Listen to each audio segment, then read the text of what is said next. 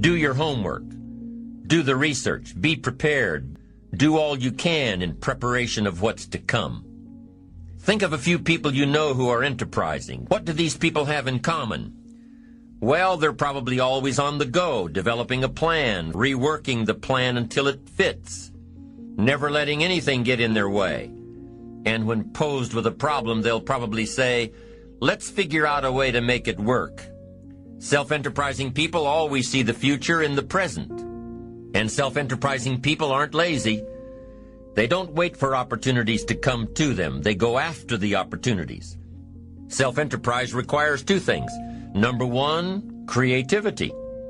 Creativity to look at the world a little differently. Creativity to take a different approach. And what goes hand in hand with the creativity of self-enterprise is number two, the courage to be creative. The courage to go against the crowd. The courage to stand alone if you have to. The courage to choose activity over ease. Understanding your self-worth.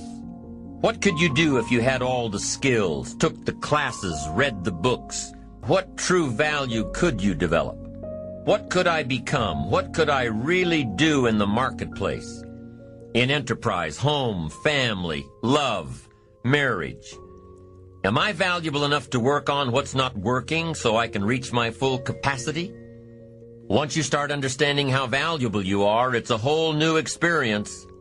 Our self-worth makes the difference between being lazy and being active. If we don't feel good about ourselves, we won't feel good about our lives. Every time we choose to do less than we possibly can, it affects our self-confidence, our self-worth. Can you imagine what you'd end up being after 10 years of doing a little less every day? It's devastating. Now, you can reverse the process of doing a little less, doing a little less. You alter the course by doing a little more each day. And pretty soon, you'll develop a new habit of doing rather than neglecting. It'll increase your confidence and your courage and your self-worth. It's not what we get or what we accumulate that makes us valuable. It's what we become. Success isn't in the having. Success is in the doing. It's the activity that transforms our dreams into reality, that converts ideas into actuality. Let me tell you what I think most messes with the mind. I think that simply doing less than you can. It causes all kinds of psychic damage.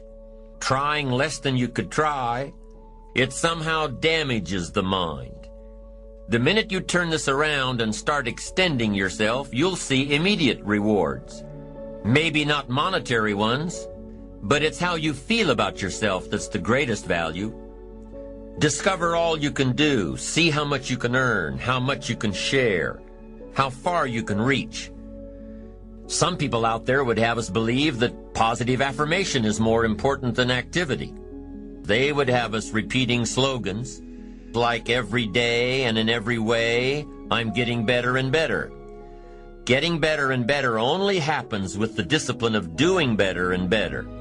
And affirmations without discipline are in reality delusions.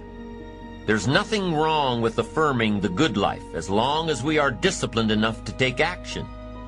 We should never allow affirmation to replace action. Feeling better is no substitute for doing better. If the truth happens to be that we're broke, the best affirmation would be to simply say, I'm broke. Accept it. Be responsible for it. By saying it out loud, you'll probably be disgusted enough to start the thinking process on how to change it. Confronting harsh realities has an incredible effect. You see, within reality lies the possibility to create our own personal miracle. If we can bring ourselves to state the truth about a situation, then, as the saying goes, the truth will set us free. If your life and circumstances have resulted in a situation that is ugly, call it ugly. Be responsible to it. Once we understand and accept the truth, the promise of the future is freed from the shackles of deception. Here are some creative techniques that'll help keep you on the right track toward that promising future. Number one, think on paper. You can't build a house with the plans in your head. Put it all on paper. Your roadmap, your blueprints, your business plan. When you put it on paper, you can analyze your path, solve your problems. You can figure out what you did right, and you can figure out what you did wrong. We've got so much going on in our heads that we can't figure things out until we take a piece of it out and put it on paper. If you want to solve a problem, the best questions to ask are, number one, what could I do? And number two, what could I read? So I'm asking you, don't sell yourself short here. You can find some answers.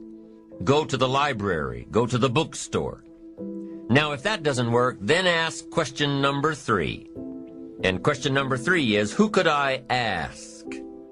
You can't believe how willing somebody will be to help you if, first of all, they've gotten the idea that you were willing to help yourself. The second step to keeping yourself on the right track is to develop the ability to brainstorm. What is brainstorming? Just what it sounds like, letting your brain go. Just putting an idea into your brain and letting it take off, free associating. Not planning a train of thought, but thinking freely. Effective brainstorming can only happen if you're free from your ego. You can't be worried about saying something stupid or silly. Here's number 3 for creatively keeping on the track of self-enterprise.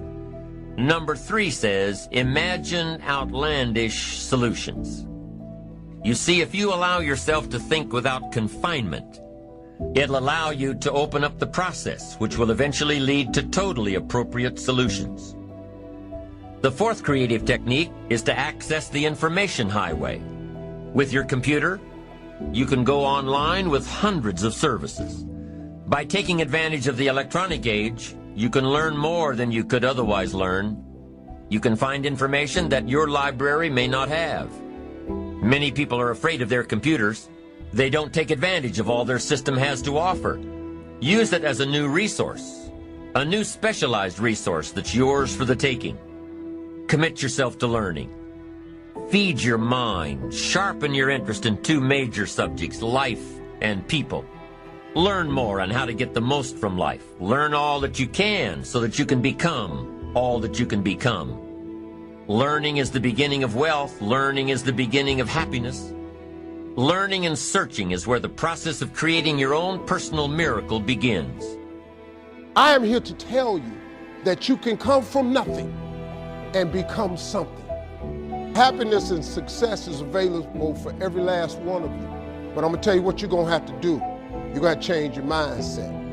If you think that they're gonna mail this money to your house, you're dead wrong about that. If you wanna be successful, you got to change your mind, and you're gonna have to have some faith. Most of us go through life pretending.